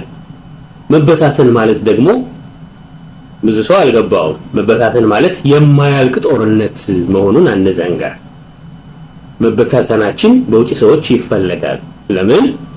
እርስ በራሳችን በጦርነት ስለምንጠመድ፣ ስለምንጨራረስ፣ ቁጥራችን እንዲቀነስ ስለሚፈልጉ። ስለዚህ መበታተናችን በውጭ ሰዎች በጣም ይፈለጋል። ስለዚህ በዛ ወጥመድ ውስጥ እንዳንገባ ተጠንቀቁ። ተስማምተን አንድ ስንሆን ደግሞ የማያልቅ ሰላም እናገኛለን። በኑሯችንም ደስተኞች እንሆናለን። ያን ጊዜ መሰደድ አያስፈልገንም። የምንሰደደው የተፈጥሮ ሀብታችን እኛ ሳንደሰትበት በትንሽ ጉቦ በነፃ አሳልፈው ለውጭ ሰዎች የሚሰጡ ወኪሎቻቸውን በመካከላችን የውጭ ሰዎች ስለተከሉብን ነው። ከእግዚአብሔር መንገድ ስንወጣ የሚያገኘን ምን እንደሆነ በቅዱስ መጽሐፍ በዘዳግም እንደተጻፈው ወይን እንተክላለን፣ ፍሬውን ግን አንበላውም። የሰባውን በሬያችን በፊታችን ያርዱታል፣ ከሱም አንበላም። አህያችንም ይቀማሉ፣ አይመልሱልንም። በጎቻችን ለጠላቶቻችን ይሆናሉ፣ የሚረዳን የለም። የማናውቀው ጠላት የምድራችንንና የድካማችን አዝመራ ይበላል፣ መከልከልም አንችልም። ይህ ሁሉ አልደረሰብንም? እያንዳንዷን ተመልከቷት። ሰንጋው፣ በጉ፣ በሬው እየተጫነ ወደ ሳውዲ አረቢያ ሲሄድ፣ ቡናው ምርጥ ምርጡ እየተጫነ ወደ አረብ ሀገር ወደ ምዕራብ ሀገር፣ ወደ አውሮፓ፣ ወደ አሜሪካ ሲመጣ በዓይናችን እናየዋለን። ከሱ ግን አንበላ። በእኛ ላይ አልደረሰም ወይ? እያንዳንዱ ሰው እያንዳንዱ ኢትዮጵያዊ ምስክር ነው ለዚህ። እግዚአብሔር አለ ብላችሁ ለምታምኑ እግዚአብሔር ካለ በምድር ላይ ከእግዚአብሔር የበለጠ ምን ጉዳይ ሊኖር ይችላል? ከ98 በመቶ በላይ የሚሆነው ህዝብ እግዚአብሔርን አማኝ በሆነባት ኢትዮጵያ እምነት የለሽ ወይም ሴኩላር አስተዳደር እንዴት ልክ ሊሆን ይችላል? አባቶቻችን በቋንቋ የተከፋፈለ ስርዓት አላስረከቡንም። ከነሱ ያላገኘነውን በባዕድ ምክር ለምን እንጠፋለን? ባዕድ በሰጠን ከአባቶቻችን ባላገኘነው ነገር። ይሄ እኮ በጣም ቀላል ነገር እኮ ነው ለመረዳት። አባቶቻችን ካላገኘነው የለም አንጠቀምበትም። አዳምና ሔዋን ምን ተጠቀሙ? አልተጠቀሙ። ስለዚህ እስኪ ይህን ሐሳብ እናብላላው፣ እንወያይበት።